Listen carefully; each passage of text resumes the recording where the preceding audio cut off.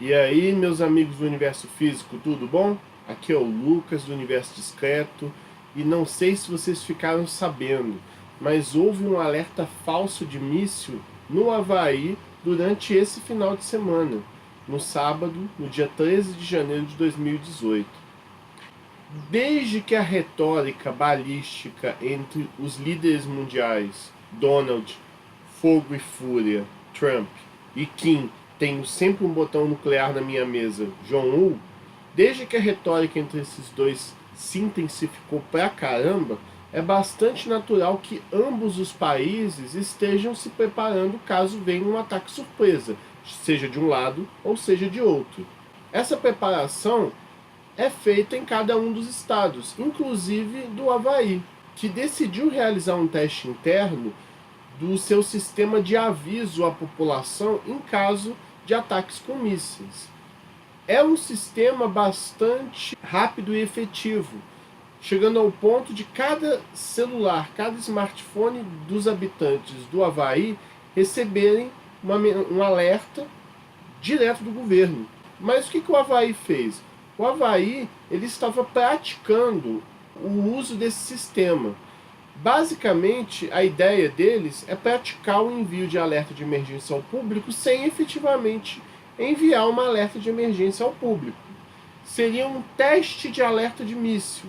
Pois bem, às 8h05 da manhã do dia 13 de janeiro, um funcionário encarregado pelo teste interno, aí recapitulando, de aviso de emergência sem efetivamente avisar a população, esse funcionário indevidamente apertou um botão que gerou um alerta de míssil balístico em direção ao Havaí para toda a população. De alguma forma, ele clicou sem querer na opção errada. Ainda vamos entender melhor essa parte, mas antes de pensarmos efetivamente no erro e no que isso tem a ver com computação, vamos falar um pouco das consequências. Assim que o equívoco ocorreu, milhares de pessoas da região receberam alertas semelhantes a esse que eu estou colocando aí na tela agora para vocês verem. Traduzindo, eu fiz uma tradução minha aqui, seria algo como: ameaça de míssil balístico em direção ao Havaí. Procure por abrigo imediatamente. Isto não é uma simulação. Eu acho engraçado esse negócio do isto não é uma simulação, que parece até coisa de filme. Só que não era um filme, era realidade. É possível imaginar o desespero desses moradores do estado do Havaí, que compõem mais de 1 milhão de pessoas? E não para por aí, porque a mensagem não se restringe aos smartphones. Eles também recebem avisos detalhados nos televisores durante a programação local. Um aviso mais ou menos como: se você está dentro de casa, permaneça dentro de casa. Se você está fora de casa, busque imediatamente abrigo em alguma construção. Permaneça dentro de casa, bem longe das janelas. Se você estiver dirigindo, posicione de forma segura o seu carro na estrada e busque abrigo numa construção ou fique no chão. Pois bem, veio esse alerta, a população ficou desesperada, porque apesar de não estar implícito no aviso, todo mundo imaginou que era um míssil nuclear da Coreia do Norte, né? O pessoal já vai pensar logo a pior situação possível. E a reportagem do Washington Post, que eu estou usando como base para relatar isso tudo aqui para vocês, ela informa que houve um intervalo de 38 minutos entre o aviso original e o aviso de que foi um engano. Então, nesses 38 minutos aí, passou o filme na cabeça de milhares de pessoas sobre o que ia acontecer. Isso fez com que diversas pessoas, aí vem a parte um pouco triste, um pouco pesada. Isso fez com que diversas pessoas mandassem mensagens de despedida, procurassem abrigos desesperadamente em qualquer lugar que você pudesse imaginar. Teve relato de gente pulando até em bueiro. E, além disso tudo, o Havaí devido à sua localidade, é um dos estados mais vulneráveis a um ataque, por exemplo, da Coreia do Norte. De acordo com o G1, levaria 15 minutos para um míssil de lá atingir o Havaí. Bom, depois de toda essa informação, vamos começar a entrar na parte mais de computação e entender melhor o que houve. O funcionário encarregado pelo teste interno tinha que selecionar duas opções de um menu drop-down. Se você não sabe o que é um menu drop-down, vou colocar na tela um esquema parecido. Haviam duas opções, Test Missile Alert e Missile Alert. Tenta adivinhar qual que ele clicou errado e qual que ele deveria ter apertado.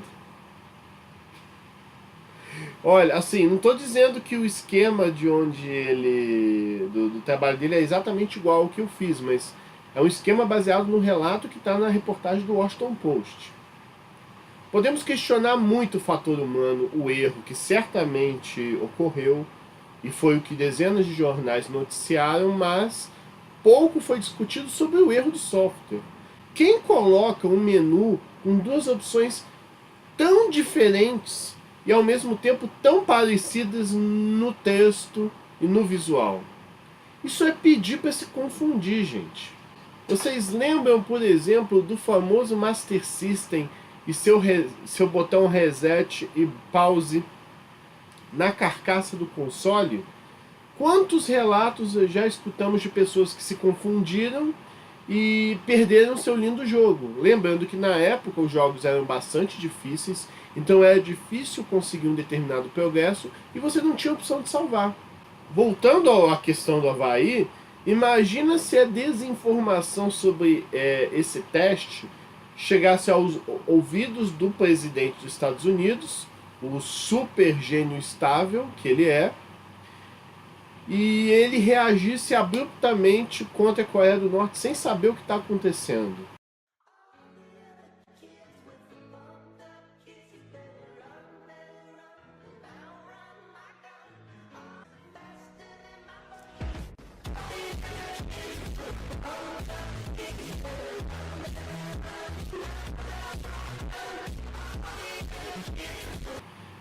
É pouco provável porque você tem o Pentágono, você tem muita gente ali que só atacaria se tivesse certeza do que está acontecendo.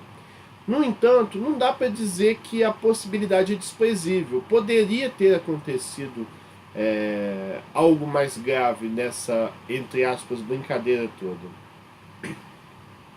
Então eu queria discutir com vocês a importância de uma área da computação chamada interface homem-máquina. Disciplina que é tão desconsiderada e, como a gente acabou de verificar, sua negligência poderia ter causado problemas ainda mais sérios. Todo esse problema poderia ter sido evitado se o software tivesse um pouquinho mais de cuidado na sua interface. Antes de tudo, vamos entender melhor o que é IHC. A IHC, a interface homem-computador ou interface homem-máquina, são sinônimos. É uma disciplina interessada no projeto, implementação e avaliação de sistemas computacionais interativos para uso humano, juntamente com os fenômenos ligados.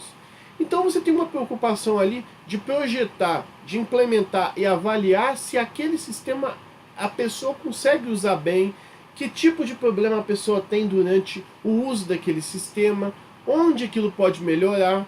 E isso é uma coisa que você vai aprendendo com a experiência, com a prática, com os testes que você realiza com seres humanos. E por algum motivo é uma coisa muito deixada de lado por alguns desenvolvedores. No caso desse exemplo do míssil, os dois botões muito parecidos, não dá para culpar 100% o cara que clicou por engano. Por que não havia alguma diferenciação melhor entre as opções do teste e do míssil, do alerta de míssil real? Então, ao invés de nos preocuparmos com uma visão de desenvolvimento típica de engenharia de software, que a gente costuma dizer que o sistema é criado de dentro para fora, ou seja, tudo é começado pelos códigos, pelos desenvolvedores, pela programação, e depois que a programação está pronta, aí você preocupa com a embalagem, né, com a interface, as telas aonde o ser humano vai clicar e vai fazer as coisas. Normalmente, quando você não se preocupa muito com isso, você tem essa visão do sistema pensado de dentro, aí depois a parte de fora tem que se adaptar ao que foi programado. Enquanto a interface homem-computador, essa disciplina sugere justamente o oposto, que o sistema seja pensado de fora para dentro, ou seja, você faz desenhos de como o sistema será, você entrevista pessoas perguntando, você quer que o sistema seja assim, assim, poderia ter um botão de tal cor, e essa coisa vai ser posicionada aqui e tal e tal. Aí você faz os wireframes, que são os esboços bonitinhos de como o sistema vai ser, ou o site, enfim, qualquer aplicação. E depois que você avalia isso, avalia quem vai usar, se essas pessoas que vão usar, qual aptidão técnica elas têm, porque a aptidão técnica certamente também vai influenciar em todo esse processo. Depois que esse planejamento todo é feito, aí sim é feito o visual, é feita a programação e toda a parte técnica. Então, em HC, tudo é feito pensando na usabilidade, na maneira como o sistema será efetivamente usado e de forma que esse uso seja da melhor maneira possível. Existem muitas abordagens teóricas e práticas sobre IHC, além, é claro, de muito estudo de caso para que possamos aprender a projetar sistemas computacionais melhores. Né? A gente aprende muito com exemplos de outras empresas que fazem um software parecido com o seu. Existe muito estudo sobre, por exemplo, quantos cliques você faz para ir de um ponto a outro de um site. Quanto mais cliques, pior. A distância entre os componentes que vai influenciar no tempo que o usuário vai levar para efetivamente fazer alguma coisa, como a informação vai ser descrita para ela ficar inteligível, né, ficar fácil de ser compreendida, se é possível fazer analogias que ajudem o usuário a entender o que a ferramenta faz. Um belo exemplo de analogia é o recortar e colar. Por que em algumas ferramentas como o Word ou o Paint da vida você tem a tesoura representando o recortar? Porque justamente você vai recortar aquele segmento daquela imagem ou daquele texto, sei lá, algo do tipo. E o colar você vai simplesmente posicionar aquilo naquela posição que você quer. Então o recortar costuma ter um ícone de uma tesoura e o colar costuma ser uma folha sendo adicionada numa prancheta. Esse tipo de analogia ajuda muito os usuários a entenderem o que o sistema faz. Outro exemplo é o pincel do Word, que você seleciona uma formatação e depois pinta por cima de outra para replicar aquela formatação em outra parte do texto. Então analogias também é uma coisa que a gente usa bastante. Esses exemplos no mundo real ajudam a entender qual será o efeito daquilo no dispositivo computacional. Muitas aplicações de IHC são feitas justamente no ambiente web, já que é onde passamos boa parte do nosso tempo usando computadores. Os sites eles têm que ter uma interface muito boa para agradar os seus usuários e os seus clientes. Quem, por exemplo, já não está habituado a ir direto para o Google para procurar uma informação, por exemplo, um documento em um site institucional, ao invés de procurar no próprio site. Isso é bastante comum, né? Às vezes você quer achar um documento daquele órgão do governo, aí você não acha aquele documento no órgão do governo, aí você escreve o nome do documento no Google, aí o Google indica para você em que lugar aquele documento está na página. Isso é falta de usabilidade, é falta de interface homem-máquina no site desse órgão institucional ou até de alguma empresa, que quer que seja. O que está faltando nesses sites? Tem inclusive um autor famoso chamado Steve Krug que escreveu um livro sobre o assunto, usabilidade principalmente na área web, que se chama Não Me Faça Pensar. O Steve Krug, ele é um cara que é contratado por várias empresas para estudar a usabilidade e a interface homem-máquina de páginas web. Ele compilou muito do que ele observa em sites ruins nesse livro. Então, se você trabalha com parte web, desenvolvimento, dá uma lida no livro dele que ele dá uma série de sugestões bem legais O livro é bem curto, ele até diz que o livro dele é curto justamente para aumentar a probabilidade das pessoas lerem, né? Se meus vídeos fossem mais curtos, aumentaria a chance das pessoas me assistirem. Na visão do Krug, se uma aplicação está fazendo o usuário pensar demais, é porque ela não está boa o bastante e requer aprimoramentos. Ele dá excelentes dicas para o seu site ter usabilidade e comunicabilidade. Comunicar os seus elementos para que o usuário entenda qualquer ideia do site em si. Dá uma lida nele se você trabalha nessa área, que eu acho bastante legal. Em interface homem-computador também entra muito estudo sobre cores, o efeito que as cores vão ter em aplicações, sites, esse tipo de coisa, psicologia, Gestalt, né? Por exemplo, efeitos que determinadas formas têm sobre o olho humano, elementos próximos tendem a ser entendidos como um grupo, esse tipo de coisa. Princípios também de interface homem-computador aplicados à engenharia de software também é importante, já que à medida que você vai desenvolvendo o site, você também vai tomando cuidado sobre quem vai usar aquele sistema. Eu comentei brevemente, não sobre engenharia de software, mas metodologias ágeis, no vídeo que tem o Felipe Neto e o Castanhari na thumb. Eu vou ver se eu coloco aí também, caso seja do seu interesse. Mas assim, em interface homem-computador você também estuda como coleta dados para saber informações da pessoa que está utilizando e da interação que é feita, que informações podem ser úteis para melhorar aquela aplicação. Ainda tem outra questão também, é de quem coletar os dados, porque você tem uma série de stakeholders, né? Você tem uma série de atores que estão de alguma forma ligados àquele sistema. Você vai ter a pessoa que efetivamente vai usar, e você vai ter os segundos e terceiros que vão, de alguma maneira, sentir o efeito daquele software. Ou seja, a pessoa pode não usar o sistema diretamente, mas ela de alguma maneira é afetada. Por exemplo, por algum relatório ou por alguma coisa feita naquele sistema. Como é que você coleta informações? Como é que você obtém os requisitos para justamente construir sites que têm melhor interface homem-máquina?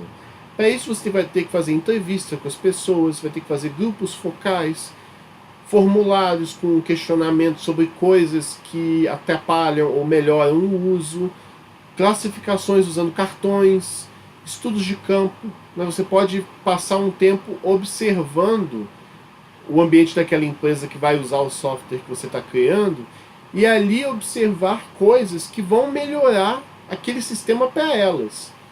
É difícil, nem sempre o usuário vai ser capaz de apontar o que ele gostaria de ver naquele sistema. Enfim, citei bastante coisa de uma só vez. Existem muitos trabalhos na área de HC além desses que eu estou mencionando. Muitas maneiras de você estudar e propor mecanismos para melhorar a interação. Quando eu digo interação, é tudo que está entre a pessoa que está usando e o sistema propriamente dito, todas as ações que tem ali no meio. E interface homem-computador acaba sendo um diferencial muito grande no mundo tão disputado de aplicativos que temos. Se você abre o seu smartphone ou a loja do seu computador, você vai ver grandes lojas aí de aplicativos, a maior parte delas até de aplicativos gratuitos, e aplicativos com melhor interface, com melhor interação humano-computador, esses vão levar vantagem, com certeza. E temos que lembrar também que outros meios de interagir com softwares estão se tornando cada vez mais populares. Tem o caso, por exemplo, da gente usar voz, da gente interagir com chatbots, né? Chats com robôs que tentam parecer ser uma pessoa real interagindo com você, a interação com gestos, a própria realidade virtual. Então o fato é que a interação sempre vai ser um problema, enquanto houver seres humanos interagindo com sistemas computacionais. Agora, sobre o erro que aconteceu, que coisas básicas a interface homem-computador nos ensina para evitar que um problema como aquele do míssil ocorra de novo? Se o desenvolvedor, ao invés de colocar um menu com duas opções, colocasse, por exemplo, essas opções um de teste e o outro de alerta de míssil real, distantes uma da outra, o alerta pintasse com uma cor vermelha e escrito em letras garrafais, alerta real de míssil, aí se o cara clica ali, ainda aparece uma mensagem do tipo: ao pressionar esse botão você estará confirmando que o míssil real está direcionado à sua região. Tem certeza que deseja confirmar essa operação? Um texto bem grande para o cara ler e ver que o negócio é sério. E outra técnica simples também é você trocar o sim e o não de lugar. Que a gente está tão habituado a ver o sim ali do lado esquerdo, é tão automático, que a gente acaba clicando e nem vê. Então você troca o no e o yes de posição, o cara vai parar para ver aquilo, vai sair do modo automático dele, e se ele tiver certeza absoluta, clique em sim. Talvez se fossem aplicados esses princípios que eu estou falando aqui agora para vocês, esse alerta não tivesse acontecido e eu não teria feito esse vídeo. Tá certo, pessoal? Então eu espero que vocês tenham gostado. Lembrando que agora eu tenho uma página nova aí no Facebook para o canal. O Facebook agora é Canal Universo Discreto. Eu vou colocar também na descrição aí para vocês curtirem. Eu vou sempre comentar coisas lá, colocar os vídeos a partir de agora é só lá, tá certo? E o Twitter também, Universo Discreto, tá certo? Valeu, gente, brigadão e até a próxima.